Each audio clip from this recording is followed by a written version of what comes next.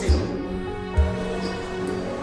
এবং তাদের কাছে তলোয়ার ছিল, বর্ম ছিল, যুদ্ধের জন্য যত কিছু সরঞ্জাম দরকার সব কিছু ছিল। উটের বোঝাই করে তাদের খাবার দাবার সব কিছু আছে। আর আমার নবীর কাছে ছিল মাত্র 3টা ঘোড়া। কয়টা ঘোড়া? 3টা ঘোড়া ছিল, 8টা উট ছিল। কয়টা উট? 8টা উট, 3টা ঘোড়া।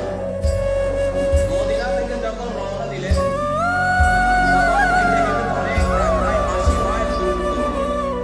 ওখানে তো আসতে হবে, হেঁটে হেঁটে হেঁটে হেঁটে আসতে হবে।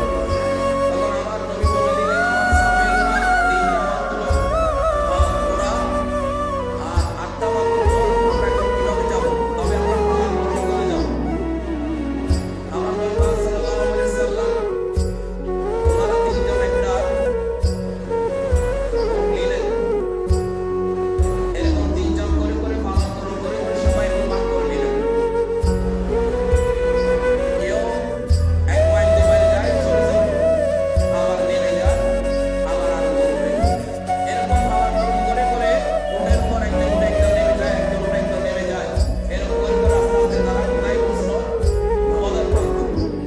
বদর প্রান্তরের আগে যখন আসলেন আমার নবী নামতে চাচ্ছেন উট থেকে, যে আলী এখন তোমরা যে কোনো একজন উঠো, আমি নামবো, আমি তোমাদের লাগাম ধরবো। তখন ওলাই করে বলতেছেন, ইয়া রাসূলুল্লাহ, আপনাকে নামতে হবে না, আমাদের যথেষ্ট শক্তি আছে। আপনি রাসূল কিভাবে আমাদেরকে টানবেন?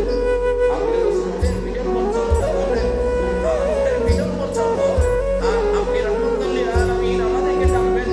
এটা এটা হচ্ছে বেয়াদবি হবে। ইয়া রাসূলুল্লাহ, আমরা বেয়াদবি সহ্য করবো না, আমরা এটা আমাদের পছন্দ